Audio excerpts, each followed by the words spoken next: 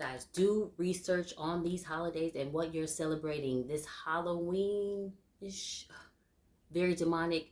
Pagan rituals started from the Samhain, which looks like it's pronounced Samhain.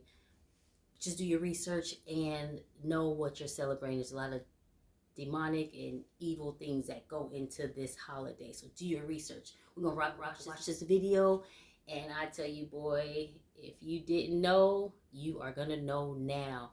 That way you know this knowledge and pass it along to your kids and everyone else, because I'm sure a lot of people do not know. They go their whole lives celebrating, just like I did, like I said, over 20 years, maybe 30, 20, I don't know, somewhere around there. Too long. Watch this video. Check it out.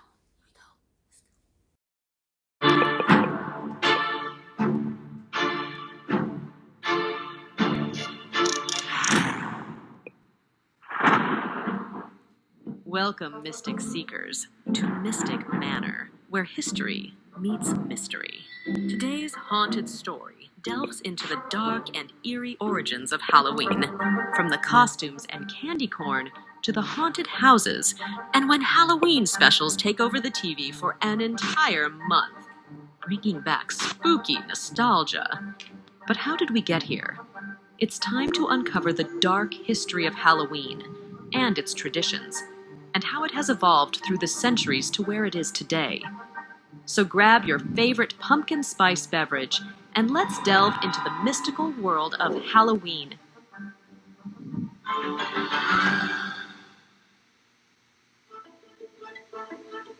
It's no surprise that Halloween is deep-rooted in the practice of ancient rituals and superstitions.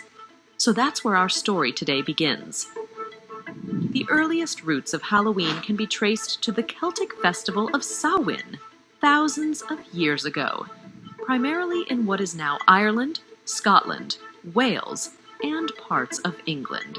The exact origins of Samhain are not precisely dated, as it was an ancient festival with roots stretching back thousands of years. However, it is believed to have started around 2,000 years ago during the Iron Age. The Celtics celebrated their new year on November 1st. This day was the end of the summer season and harvest, and marked the beginning of the dark, cold winter, a time of year that was often associated with death. Winter was an uncertain and scary time, as the days grew shorter and the nights longer. It was a time of reflection and preparation for the harsh winter months ahead.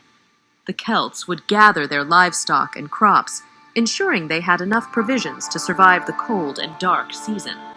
The transition from the warmth and light of summer to the cold and darkness of winter symbolized a period of death and rebirth, making it a fitting time to honor the spirits and seek their guidance for the year to come. Celts believed that on the night before the new year, the boundary between the worlds of the living and the dead became blurred. Also known as the thinning of the veil, this thinning of the veil fell on the night of October 31st, when they celebrated Samhain, when it was believed that the ghosts of the dead returned to Earth. The Druids were a class of priestly figures in ancient Celtic societies, acting as priests, judges, and advisors. Druids were highly regarded for their knowledge of nature, law, and the spiritual world, and they held considerable influence in Celtic culture. The Druids were central to Samhain celebrations and carried out several significant rituals during this period. Once the Druids lit the sacred bonfires, the community would often extinguish their own household fires and relight them from the flames of the Samhain bonfire, symbolizing the renewal of life and protection for the coming dark winter months. Samhain was a prime time for divination, as it was believed to be easier to communicate with the dead and receive omens about the future. Druids conducted various forms of divination, including observing the flight of birds. Samhain included sacrificial rites, with some historical accounts rumored to involve offerings far greater than crops or livestock. The practice of wearing costumes for Halloween has roots in both European and Celtic traditions.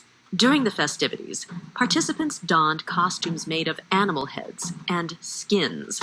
On Halloween, when it was believed that spirits were active in the mortal world, people feared encountering these ghosts. If they ventured outside, to avoid being identified by the spirits, they wore masks after dark, hoping to be mistaken for other supernatural entities. To keep unwanted spirits away from their homes, people placed bowls of food outside as offerings, hoping to appease them and prevent them from entering their homes.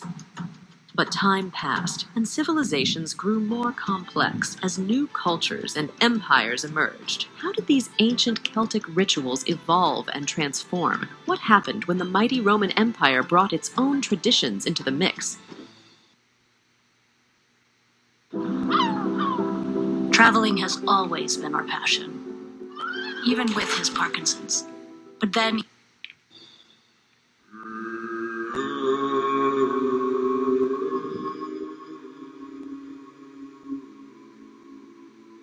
by AD 43, the Roman Empire had expanded into Celtic regions. Among their celebrations was Feralia, held in late October to honor the dead. Another festival observed around late October was the festival of Pomona. Pomona is the Roman goddess of fruit trees, gardens, and orchards.